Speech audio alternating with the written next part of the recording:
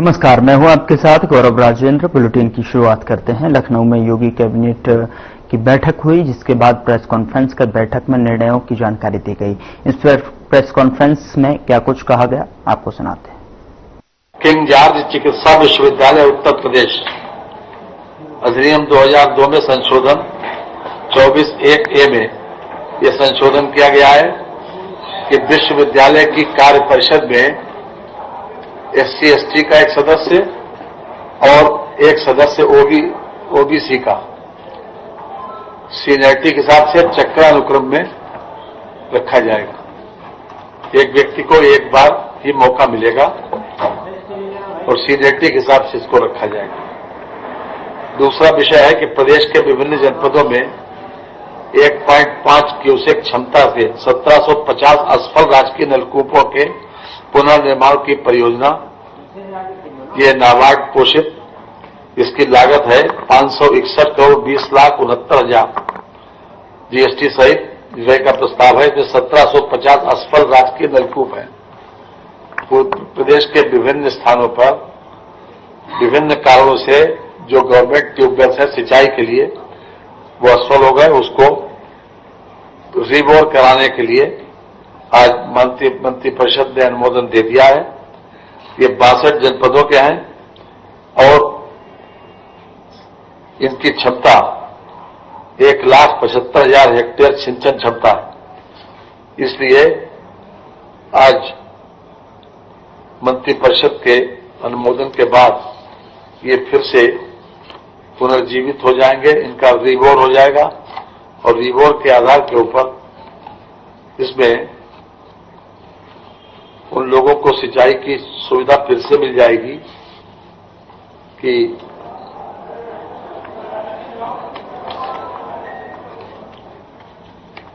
जो लोग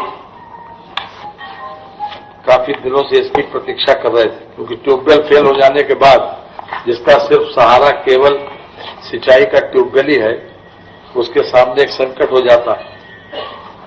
तो मैं समझता हूं कि ये अपने आप में कौन से नंबर का है ट्यूबवेल वाला,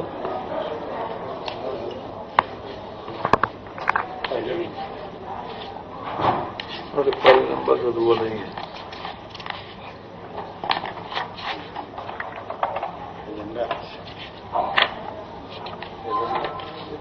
बहरहाल ये खास तौर से इससे 2,39,700 लघु एवं सीमांत कृषकों को लाभ होगा और इसमें लागत आएगी 561,20,69,000 जी। अब मैं अनुरोध करूंगा माननीय उपाध्याय जी से कि वो अपने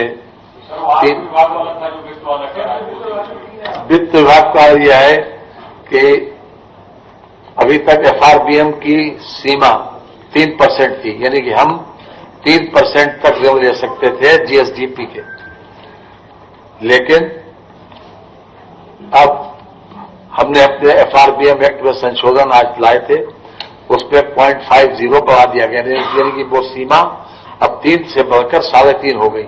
हम आवश्यकता अनुसार कर्जा ले सकते हैं 0.50, बस यही है। और बाकी तो प्रतिवेदन रखने का है विधानसभा में, उसका कोई वो नहीं है। माननीय उपाध्याय जी, उच्च शिक्षा विभाग के 4 प्रस्ताव है इस बार मंत्रिपरिषद में, चारों पारित हो गए। पहला है जनपद मुजफ्फरनगर में वेदांता विश्वविद्यालय को आशय पत्र निर्गत किए जाने के संबंध में। वेदांता विश्वविद्यालय मुजफ्फरनगर में लाला फतेहचंद चैरिटेबल ट्रस्ट के द्वारा संचालन इसका किया जाएगा और इसके पास प्राधिकरण एरिया में 23.3349 एकड़ भूमि है। 20 एकड़ नगरीय क्षेत्र में होती है, इसके पास पर्याप्त भूमि है। बाकी दोनों उच्च स्तरीय समिति और शिक्षा विभाग की समिति ने संस्तुति दे दी है। अब आशय पत्र के बाद 2 साल के अंदर इनको सभी औपचारिकताएं पूरी करनी होंगी, तब इनको संचालन का अधिकार मिलेगा। 2 विश्वविद्यालय जिनको संचालन का अधिकार मिला है, यानी उन्होंने सभी फॉर्मेलिटीज पूरी कर ली हैं, उसमें एक है बोधिसत्व विश्वविद्यालय बाराबंकी। बोधिसत्व विश्वविद्यालय बाराबंकी, इसमें उत्तर प्रदेश निजी विश्वविद्यालय तृतीय संशोधन में प्रख्यापित किए जाने के बाद इनको प्राधिकार पत्र निर्गत किए जाने का प्रस्ताव था, जो स्वीकृत हो गया है। इनके पास भी पर्याप्त भूमि है और इनकी सभी औपचारिकता उन्होंने पूरी कर ली है, इसलिए संचालन का अधिकार इनको आज मंत्रिपरिषद द्वारा स्वीकृत हो चुका है। दूसरा बता रहा हूं, केडी विश्वविद्यालय मथुरा, इनके पास भी, चूंकि नगरीय क्षेत्र में है और नगरीय क्षेत्र के हिसाब से 20 एकड़ भूमि चाहिए, लेकिन इनके पास 50 एकड़ से ज्यादा भूमि है। अन्य सभी औपचारिकता पूरी कर ली है इन्होंने। संचालन की अनुज्ञा की संस्तुतियां सभी समितियों ने कर दी हैं। आज मंत्रिपरिषद द्वारा यह प्रस्ताव स्वीकृत हो गया। केडी विश्वविद्यालय, ये वहां पे डेंटल कॉलेज है, एक उन्हीं लोगों का एक विश्वविद्यालय है ये। तीसरा बड़ा, चौथा इंपॉर्टेंट है भारत रत्न अटल बिहारी वाजपेयी जी की असाधारण उपलब्धियों से प्रेरित होकर उत्तर प्रदेश सरकार और यूके के बीच, यूके की एक संस्था है the foreign Commonwealth and development office, यानी जिसको FCDO छोटी भाषा में बोल सकते हैं, इनके सहयोग से एक योजना बनी है जिसका नाम है भारत रत्न श्री अटल बिहारी वाजपेयी चिवनिंग उत्तर प्रदेश राज्य सरकार छात्रवृत्ति योजना। इसके संचालन का प्रस्ताव आज पारित हुआ है। चिवनिंग ब्रिटिश काउंसिल की एक प्रशासनिक इकाई है। इसके और उत्तर प्रदेश सरकार के बीच में ये करार हुआ है। इस योजना से आर्थिक रूप से जो कमजोर छात्र हैं लेकिन प्रतिभावान हैं, उनको विदेशों में मास्टर डिग्री के लिए सुविधा उपलब्ध होगी। इस योजना के अंतर्गत 5 प्रतिभावान छात्रों को यूके की किसी मान्यता प्राप्त विश्वविद्यालय में मास्टर डिग्री प्राप्त करने के लिए एक विषय में 1 वर्ष का धन हेतु छात्रवृत्ति प्रदान की जाएगी। यह योजना अभी 3 साल के लिए है। शैक्षणिक वर्ष 2025-26, शैक्षणिक वर्ष 2026-27 और शैक्षणिक वर्ष 2027-28 आगामी वर्षों के लिए जारी करने में हेतु इसमें मार्च 2028 तक नवीनीकरण करना होगा। इस योजना के अंतर्गत प्रति छात्र 38,048 से लेकर 42,076 पाउंड का व्यय आएगा। अंग्रेजी मुद्रा में 38,048 38048 से 42076 यानी 42,076 पाउंड का व्यय आएगा, जिसमें आधा राज्य सरकार प्रति छात्र 19,800 पाउंड यानी लगभग 23 लाख रुपए का वहन करेगी। शेष धनराशि FCDO जो संस्था है यूके द्वारा किया जाएगा। इस योजना में छात्रों के शैक्षणिक शुल्क के साथ परीक्षा शुल्क, शोध शुल्क, एकल छात्र रहने की खर्च हेतु पर्याप्त मासिक भत्ता तथा निवास स्थान से स्वीकृत मार्ग के लिए इकोनॉमी क्लास का वापसी किराया छात्रवृत्ति सम्मिलित होगा। राज्य सरकार और एफसीडीओ के माध्यम से एमओयू के अनुसार उन छात्रों का चयन किया जाएगा।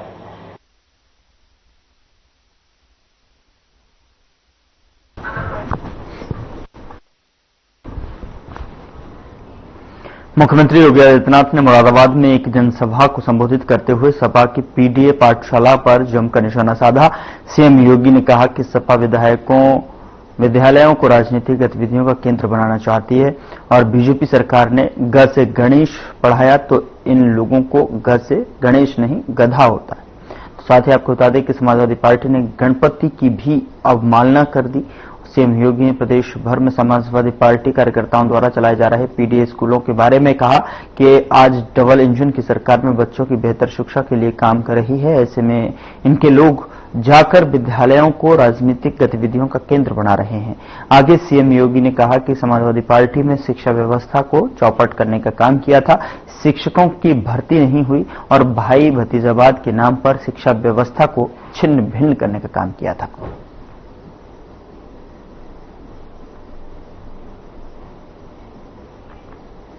उधर प्रयागराज एसटीएफ पुलिस को सूचना मिली कि कई हत्याओं का वांछित अपराधी आशीष रंजन शिवराजपुर चौराहे पर थाना शंकरगढ़ प्रयागराज के रास्ते जाने वाला है और वहां किसी बड़ी घटना को अंजाम देने वाला है, जिसके बाद पुलिस ने शंकरगढ़ के नजदीक घेराबंदी कर आरोपियों को पकड़ने का प्रयास किया, लेकिन आरोपी ने पुलिस पर AK-47 और पिस्टल से फायर किया, जिससे 3 कर्मचारी और अधिकारी जो है जेपी राय, प्रभंजन और रोहित बाल बच गए, जिसके जवाब में पुलिस ने भी आत्मरक्षार्थ में फायरिंग की। तो वहीं पुलिस को मौके से एक AK-47 राइफल और 9 mm पिस्टल, भारी मात्रा में जिंदा खोखा कारतूस और एक आदर जो है मोटरसाइकिल बरामद हुआ है। साथ ही मामले में आवश्यक कार्रवाई जारी है।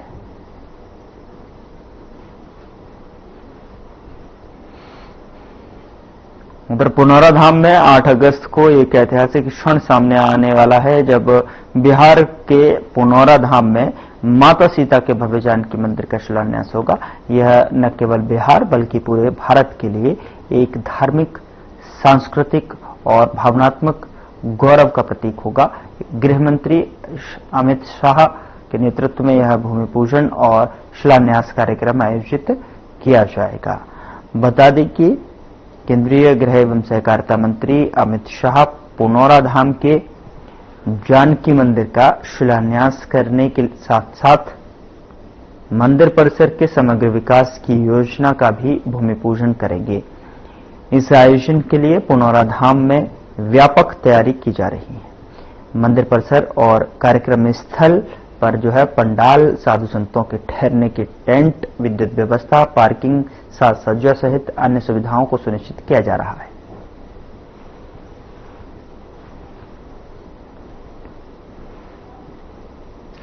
संभल में 659 करोड़ की लागत से तैयार 222 विकास परियोजना का मुख्यमंत्री योगी आदित्यनाथ ने लोकार्पण कर शिलान्यास किया और इस अवसर पर मुख्यमंत्री ने संभल में उत्खनन के दौरान प्राप्त पुरातात्विक अवशेषों का भी निरीक्षण किया। साथ ही विभिन्न जन कल्याणकारी योजनाओं के लाभार्थियों को प्रमाण पत्र और किट भी वितरित किए।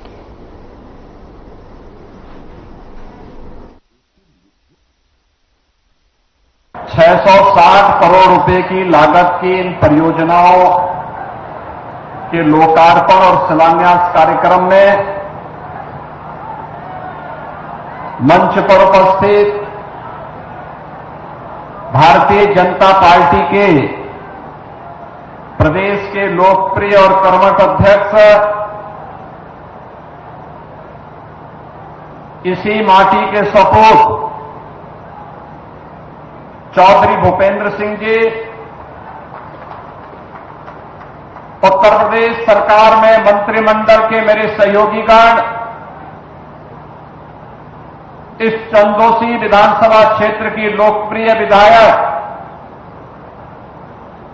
प्रदेश की माध्यमिक शिक्षा की मंत्री श्रीमती गुलाब देवी जी, प्रभारी मंत्री श्री धर्मवीर प्रजापति जी, उत्तर प्रदेश सरकार में कृषि और कृषि शिक्षा के राज्य मंत्री सरदार बलदेव सिंह ओलख जी, क्षेत्रीय अध्यक्ष पश्चिमी क्षेत्र श्री सत्येंद्र सिसोदिया जी, क्षेत्रीय अध्यक्ष ब्रज क्षेत्र श्री दिग्विजय सिंह साक्य जी, भारतीय जनता पार्टी के जिला के अध्यक्ष श्री हरेंद्र सिंह जी, जिला प्रभारी से हेमंत राजपूत जी, जिला पंचायत अध्यक्ष श्रीमती अनामिका यादव जी, विधान परिषद के माननीय सदस्यगण श्री जयपाल सिंह व्यस्त जी, डॉक्टर हरि सिंह ढिल्लों जी, सत्यपाल सिंह सैनी जी, पूर्व विधायक श्री जीत सिंह राजू यादव जी,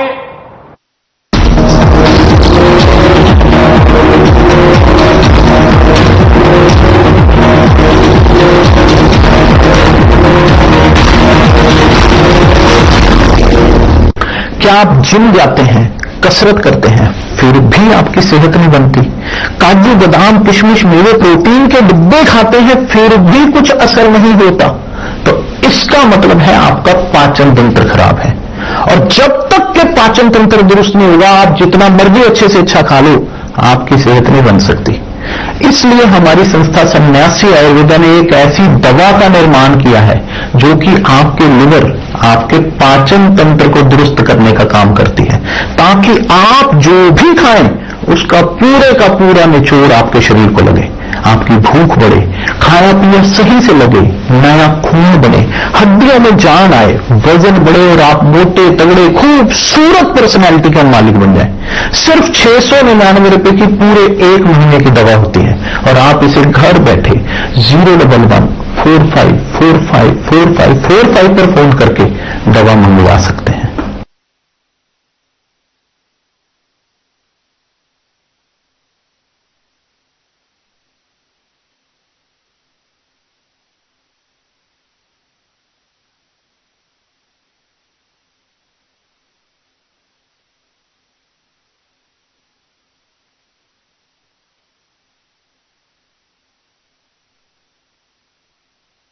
की परंपरा में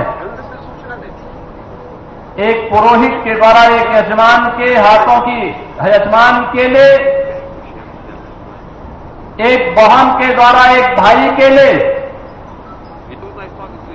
एक पवित्र सामाजिक बंधन के इस आयोजन के साथ हम जुड़ने जा रहे हैं। याद करिए, पर्व और त्योहारों की एक लंबी श्रृंखला सनातन धर्म की परंपरा में हम सबको इसकी गहराई, इसके महात्म, इसके सामाजिक और आध्यात्मिक महात्म की ओर हम सबका ध्यान आकर्षित करते हैं।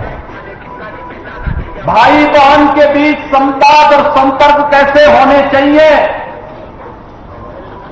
एक पुरोहित का यजमान के प्रति दायित्व क्या होना चाहिए, इन सब के लिए ये पर्व और त्योहार हम सबको एक नई प्रेरणा प्रदान करते हैं। और इसीलिए तो हमारी सरकार ने तय किया है 8-9 अगस्त को हर वाहन के लिए उत्तर प्रदेश परिवहन निगम और नगर विकास की बसेज में फ्री में यात्रा की सुविधा उपलब्ध रहेगी। एक सहयात्री के साथ में वे उत्तर प्रदेश के अंदर कहीं से भी कहीं तक यात्रा कर सकती हैं, कोई किराया उनसे चार्ज नहीं होगा। ये बहनों को ये डबल इंजन सरकार की एक उपहार है, और अगर बहनों को उपहार मिल रहा है तो गुलाब देवी जी तो इतने दिनों से पीछे पड़ी हुई थी कि जिला मुख्यालय बनना चाहिए, बनना चाहिए, बनना चाहिए। आज वही जिला मुख्यालय का उपहार देने के लिए हम संभल नगर को आए हैं। बहनों भाइयों, संभल की घोषणा हुई थी 2011 में। पिछले 14 वर्षों के बाद संभल के पास अपना जिला मुख्यालय है। पुलिस लाइन नहीं, हमने 288 करोड़ पुलिस लाइन के लिए यहां स्वीकृत किए हैं, काम चल रहा है। जैसे पुलिस लाइन का काम बेहतरीन तरीके से आगे बढ़ रहा है, ऐसे ही लगभग 80 एकड़ क्षेत्रफल में जिला मुख्यालय के निर्माण के लिए भी इंटीग्रेटेड ऑफिस कॉम्प्लेक्स देंगे। एक छत के नीचे जिला से जुड़े हुए सभी कार्यालय एक छत के नीचे लेके आएंगे और जनता को वहां पर सभी प्रकार की सुविधाएं उपलब्ध करवाने का काम करेंगे। यहां से संभल की दूरी को कम करने के लिए 4 लेन की कनेक्टिविटी भी देंगे। कोई समस्या नहीं आएगी, क्योंकि संभल तो हम सबकी आस्था का प्रतीक है। हरि और हर यानी विष्णु और शिव दोनों का जहां पर एक सामूहिक रूप से दर्शन हो सकते हो, वही है हरिहर। भगवान विष्णु का 10वां अवतार इसी संभल में हमारे पावन ग्रंथों ने माना है। बहनों और भाइयों, कुछ लोगों को यह विवादित विषय लगता होगा, क्योंकि जिनकी पृष्ठभूमि ही विवादित है, जिनका पारिवारिक पृष्ठभूमि ही विरासत है, उन्हें हिंदू परंपरा में विवाद नजर आता है। लेकिन यह विवाद का विषय नहीं हो सकता है। यह विवाद का विषय नहीं हो सकता है। यहां पर जब संभल की हम चर्चा करते हैं, तो बहनों और भाइयों, यह हम सबका और दुनिया का ध्यान आकर्षित इसके माध्यम से हम सबका हो जाता है। आपने इस बात को देखा होगा कि संभल की चर्चा जो सबसे प्राचीन पुराण है, श्रीमद् भागवत महापुराण, 5000 साल पहले रचा गया था। भगवान वेदव्यास ने महाभारत युद्ध के बाद उस समय की शांति के लिए, मुक्ति के लिए जिस महापुराण की रचना की थी, वह श्रीमद् भागवत महापुराण है। स्कंद पुराण, विष्णु महापुराण, इन सब में यह उल्लेख है। चिल्ला चिल्ला के हमारे पावन ग्रंथ इस बात का उल्लेख कर रहे हैं कि भगवान विष्णु का 10वां अवतार कल्कि में होगा। स्कंद पुराण ने तो इस बारे में कहा है कि सत्यव्रतो नाम त्रेतायाम च महदगिरी द्वापरे पिंगलो नाम कलो संभल उच्यते। यानी संभल ये कलयुग का नाम है। अलग अलग युग में अलग अलग नाम थे। सतयुग में सत्यव्रत, त्रेता में महदगिरी, द्वापर में पिंगल और आज सांभल यानी संभल हो गया।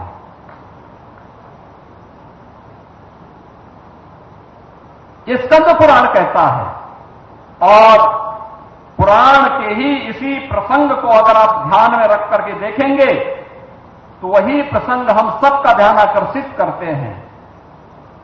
स्कंद पुराण ही इस बात का उल्लेख भी करता है, जहां पर स्कंद जी महर्षि अगस्त्य से इस बारे में कहते हैं कि आकर्णे महाभाग पूर्वे सांभलेश्वरम गंगारथ प्रामध्य सतम क्षेत्रम च योजन त्रयम। यानी यह संभल के बारे में कि संभल नगर जो भागीरथी गंगा और राम गंगा के मध्य। बुलेटिन में मेरे साथ इतना ही, पर अब वक्त हो चला है डॉक्टर राकेश गुप्ता के साथ हमारे खास कार्यक्रम प्लस माइनस का। नमस्कार दोस्तों, आज बात करेंगे उस मुद्दे की जो आए दिन किसी न किसी की जान ले रहा है।